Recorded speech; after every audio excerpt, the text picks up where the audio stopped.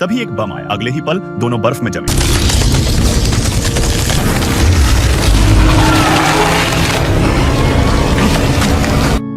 यह Weyland company की team थी। बेस में होश आने पर डाइक ने देखा पास सिया नहीं, टेसा है। वह उसे छोड़ने वाली नहीं थी। सिया को सक्रिय कर बोली, शासैंड की रिसर्च सही है, उसकी शक्ति पृथ्वी को फायदा देगी। जब डाइक से झपरन जीन निकालने लगी, सिया ने विरोध किया, याओत्जा पर रिसर्च बेकार है। टेसा ने अनसुना किया। यह देखकर सिया ने पावर काट दी। तभी पृथ्वी से कॉल आया। टेसा ने सिपाहियों को पूछताछ जारी रखने का आदेश दिया। डाइक ने हथियार चलाने का तरीका बताया, वही बम जिसने एक दांत उड़ाया था, और उसे नक्शा बताकर गुमराह किया। पल भर में सिपाही निष्क्रिय हो गए। सिया ने बंधन खोले।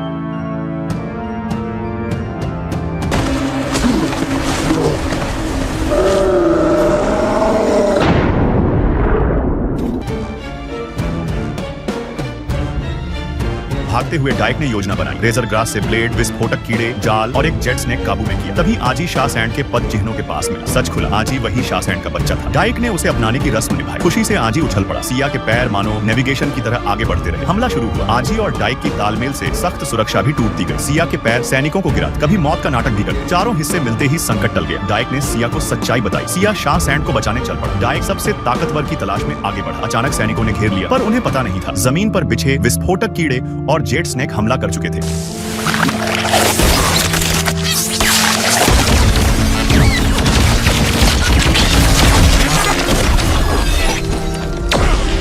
पल भर में सब खत्म। तभी टेसा विशाल आयरन बीस्ट में भाई के आयरन कैनन के साथ पहुंची। निशाना डाइक के माथे पर। उधर सिया कंटेनर तक पहुंचा। कोड नहीं लगे। सैनिक आया तो सिया ने टेसा का भेस धर लिया। उसी अंदाज में आदेश दी। आजी पीछे आ गया। मजबूरन सिया ने उसे काबू किया और पहचान के लिए उसकी आंख का इस्तेमाल किया।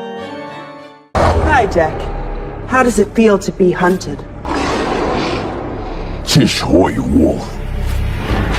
जंग छिड़ी। शासैंड तुरंत युद्ध की अवस्था में आ गया। भारी गियर उसकी देह को चीरते हुए आर पार हो गया, लेकिन उसकी रीजनरेशन क्षमता इतनी प्रबल थी कि वह फिर से उठ खड़ा हुआ। इतनी ताकतवर कि लोहे का विशाल कवच भी उसे नुकसान नहीं पहुंचा सका। टेसा ने फौरन सुरक्षा शील्ड सक्रिय की और एक एलिमेंटल बम निकालकर शासैंड की ओर फेंक दिया।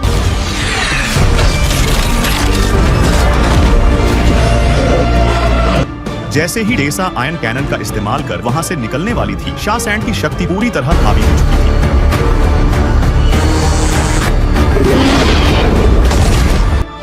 डाइक धीरे धीरे शासैंड के सामने आ खड़ा हुआ। शासैंड ने अपना सिर उसके सिर से सटाया।